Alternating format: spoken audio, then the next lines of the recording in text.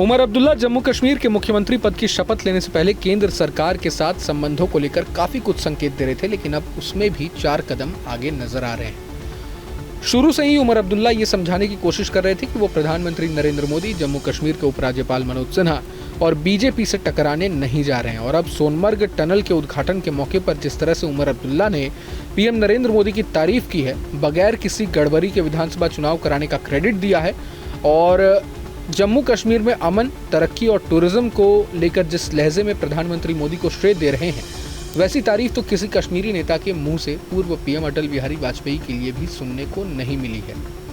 आखिर उमर अब्दुल्ला ने क्या कुछ कहा है, पहले वो सुनते हैं। आप अपनी बात पे कायम रहे और 4 महीनों के अंदर अंदर जम्मू कश्मीर में आपने इंतखाबात कराए, जम्मू कश्मीर में आपने लोगों को वोट देने का जो है अपनी हुकूमत चुनने का मौका दिया और आज इस बात का नतीजा है कि वजीर आला की हैसियत से मैं आज इस प्रोग्राम में शिरकत करके आपसे बात कर रहा हूं।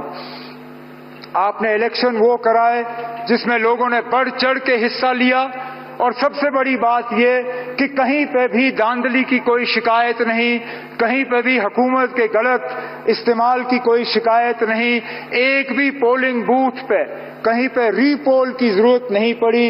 इसका श्रेय आपको, आपके साथियों को और इलेक्शन कमीशन ऑफ इंडिया को जाता है।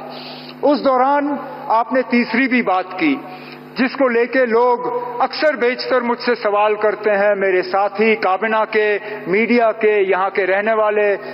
वो सवाल ये कि आप जम्मू कश्मीर को रियासत का दर्जा कब मिलेगा?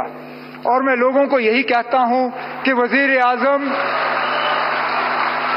मैं लोगों को यही कहता हूं कि वजीर आजम साहब ने 4 महीने में अपने इलेक्शन का वादा जो है वो पूरा किया है।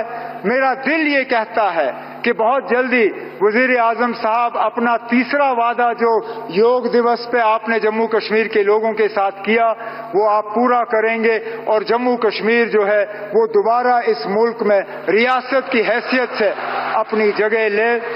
लेकिन आज इस खुशी के मौके पे वजीर आजम साहब, मैं दिल की गहराइयों से आपका शुक्रिया करना चाहता हूं कि आप इस ठंड में हमारे दरमियान आए, आपने इस टनल का इफ्तिदा किया।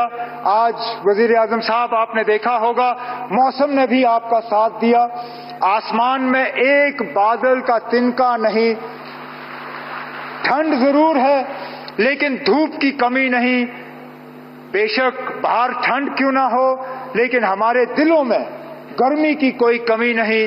हम उम्मीद करते हैं कि इसी तरह, क्योंकि जम्मू कश्मीर के साथ आपका बहुत पुराना वास्ता रहा है, आप अक्सर बेशतर हमें याद दिलाते हैं कि कितनी बार आप जम्मू कश्मीर आए हैं और कितनी बार आप यहाँ रहे हैं। हम तो उम्मीद करेंगे कि बार बार आप आएं, बार बार आप हमारे दरमियान रहें और इसी तरह हमारी खुशी में शामिल हों। बहुत बहुत शुक्रिया। जय हिंद, जय जम्मू कश्मीर। अब जिस तरह से उमर अब्दुल्ला जम्मू कश्मीर में शांतिपूर्वक और निष्पक्ष चुनाव कराए जाने की बात कह रहे हैं और उसके लिए पीएम नरेंद्र मोदी को श्रेय दे रहे हैं, वो जम्मू कश्मीर की जमीन से नए राजनीतिक समीकरणों की तरफ इशारा जरूर कर रहा है। पीएम मोदी की तारीफ में उमर अब्दुल्ला के कसीदे सुनकर तो ऐसा लगता है जैसे वो लोकसभा में विपक्ष के नेता राहुल गांधी पर सियासी कहर ढा रहे हैं। उमर अब्दुल्ला सोनमर्ग टनल प्रोजेक्ट के पूरा होने को ऐसे बताते हैं जिससे लगता है कि पीएम मोदी ने जम्मू कश्मीर के लोगों के लिए वो काम कर दिया है जो उनके पहले की कांग्रेस की अगुवाई वाली यूपीए की सरकार भी पूरा नहीं कर पाई। समझाने के लहजे से तो कई बार ऐसा भी लगता है जैसे पिछली सरकार की प्राथमिकताओं में ये सब शामिल नहीं था। उमर अब्दुल्ला का भाषण सुनकर ऐसा लगता है जैसे निशाने पर कांग्रेस नेता राहुल गांधी ही।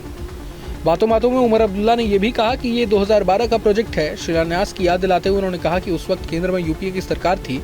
उमर अब्दुल्ला ने कहा कि तमाम कारण थे लेकिन प्रोजेक्ट पूरा नहीं हो पाया था। लेकिन फिर आप यानी प्रधानमंत्री नरेंद्र मोदी की ओर इशारा करते हुए उन्होंने कहा कि आप और केंद्रीय मंत्री नितिन गडकरी के हाथ लगाने के बाद प्रोजेक्ट में तेजी आई और पूरा भी हो गया। ये तो साफ है कि सोनमर्ग प्रोजेक्ट पूरा होने का श्रेय उमर अब्दुल्ला केंद्र की मौजूदा बीजेपी सरकार को ही दे रहे थे। आखिर सोनमर्ग टनल प्रोजेक्ट पूरा न होने का ठीकरा उमर अब्दुल्ला किस पर फोड़ रहे थे? निशाने पर तो राहुल गांधी ही नजर आ रहे थे, कोई दो राय नहीं लगती।